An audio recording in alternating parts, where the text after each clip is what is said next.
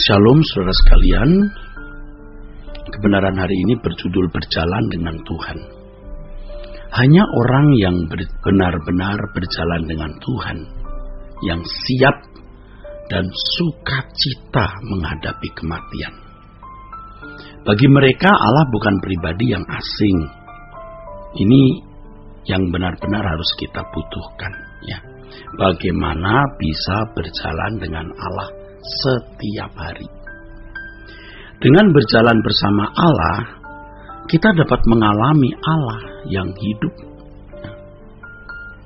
Banyak orang sibuk dengan fantasi sendiri dalam bertuhan, tetapi tidak sungguh-sungguh mengalami Tuhan. Untuk berjalan dengan Tuhan, orang percaya harus hidup dalam kekudusan dan kesucian Allah. Tidak boleh ada percintaan dunia. Dengan berjalan dengan Tuhan, seseorang bisa mengalami hadirat Allah dan merasa aman. Setiap hari orang percaya berjalan dengan Tuhan. Hal berjalan dengan Tuhan harus dijadikan kerinduan dan kebutuhan yang mendesak. Kita harus jadikan ini kebutuhan yang selalu darurat dan sangat penting. Bahkan tidak ada yang lebih penting dari hal ini. Untuk berjalan dengan Allah, kita harus menjadi orang-orang yang dipisahkan dari dunia. Walaupun kita hidup di tengah-tengah dunia dengan segala kesibukan. Ya, kesibukan hiduplah. Seperti kesibukan yang orang lain juga miliki, saudara. Suatu hari nanti banyak orang yang akan sangat menyesal dalam ketakutan dan kegentaran yang hebat. Karena mereka tidak pernah berjalan bersama Tuhan selama hidup di dunia. Oleh sebab itu kita harus terus menguji diri sendiri apakah kita sudah berjalan dengan Tuhan atau belum. Kalau kita memperhatikan Alkitab ya, dengan teliti ya, pada umumnya orang-orang yang benar-benar dipakai Tuhan adalah orang-orang yang berjalan dengan Tuhan. Kalau seseorang mau menjadi hamba Tuhan yang dipakai Tuhan, ya harus berjalan dengan Tuhan. Saudaraku, pernahkah saudara mempersoalkan ya mengenai hal ini? Mengapa setelah meninggal dunia seseorang tidak ada kesempatan lagi untuk bertobat? Tidak ada lagi kesempatan untuk minta ampun. Mengapa? Ya tentu ketika seseorang melihat kemuliaan Allah atau kedahsyatan Allah di surga, tidak bisa tidak, orang akan takut gemetar dan ngeri. Tidak bisa tidak, orang akan minta ampun dan berusaha mau berkenan. Tetapi permintaan ampun di saat itu adalah permintaan ampun palsu yang tidak berkualitas. Sebab dilakukan dengan terpaksa karena takut. Jadi tidak tulus, tidak natural, saudara. Pada saat itu barulah muncul penyesalan mengapa tidak sejak hidup di bumi berjalan dengan Tuhan.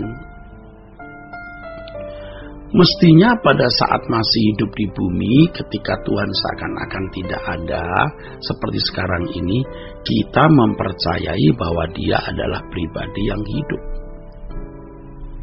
Alkitab berkata bahwa setelah mati ada penghakiman.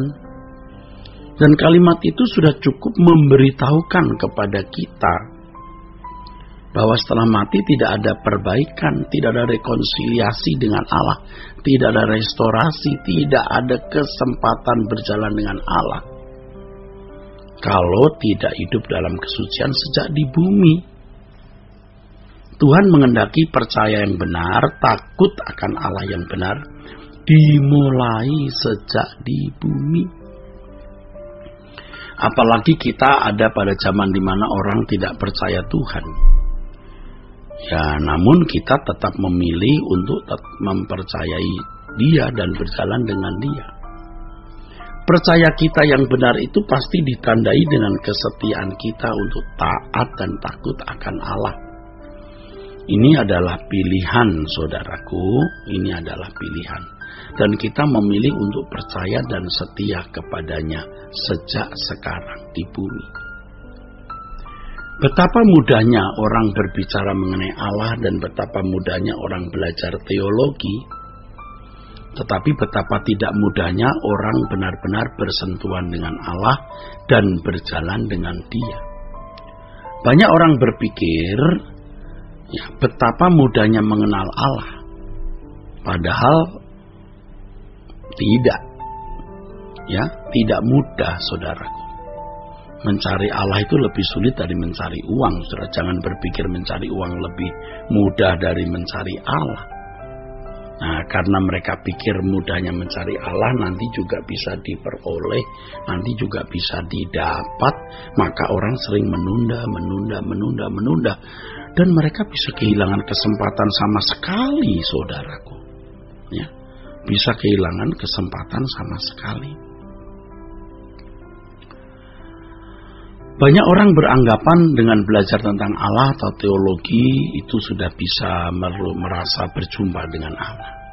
Itu benar-benar suatu kebodohan dan benar-benar suatu penyesatan. Hal ini sudah terjadi di lingkungan sekolah teologi yang belajar teologi. Mereka menjadi pembicara-pembicara di gereja, menjadi pimpinan-pimpinan gereja, menjadi pimpinan-pimpinan sinode, bahkan menjadi pimpinan-pimpinan aras gereja atau kumpulan sinode-sinode. Padahal mereka tidak pernah mengalami perjumpaan dengan Allah. Yang mereka alami itu ya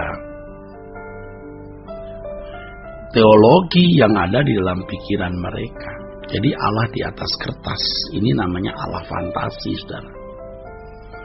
Dan pada umumnya terus terang begitu, maka tidak heran kalau spirit yang dibagikan, gairah yang dibagikan itu gairah fantasi. Betapa mengerikan, saudara, kekristenan semacam ini dewasa ini. Melalui pengalaman hidup, kita menyadari betapa tidak mudahnya mengenal Allah dengan benar. Ya, saudaraku, mengenal Allah bukan hanya mengetahui ilmu tentang Allah. Ya, pertaruhannya segenap hidup kita, saudara, itu tidak mudah. Allah itu maha hadir, di mana kita bernafas, di situ Allah. Tapi ironisnya tidak banyak orang yang sungguh-sungguh bersentuhan dengan Allah. Tidak sungguh-sungguh berjalan dengan Allah. Sejatinya Allah itu hidup. Dan orang-orang yang sungguh-sungguh berusaha menemukan Dia pasti menemukan Allah. Pasti. Yang sungguh-sungguh, saudara. Orang yang setengah-setengah tidak akan menemukan Allah. Orang yang berusaha untuk menemukan Allah akan mengalami Allah. Seperti sebuah arus yang menyengat hidupnya. Allah itu seperti arus yang menyengat dan bisa dirasakan. Hal ini akan menjadikan seseorang yang menerima arus sentuhan Allah itu makin haus dan lapar akan kebenaran. Haus dan lapar akan Allah dan selalu merindukan untuk berjalan dengan Allah. Kita harus mau benar-benar serius mencari Allah dan mengalaminya. Ya, Tuhan itu segalanya dalam hidup ini, saudaraku. Kita harus benar-benar ngotot, saudara, ngotot mencari Tuhan, nekat. Lebih dari usaha kita mencari uang.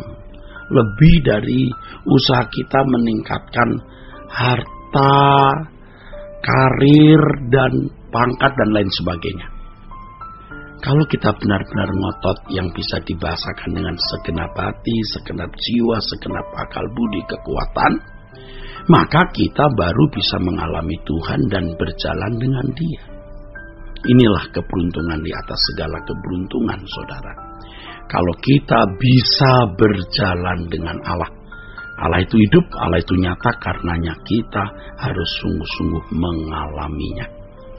Kiranya kebenaran hari ini, saudaraku, memberkati kita sekalian. Sola Gracia.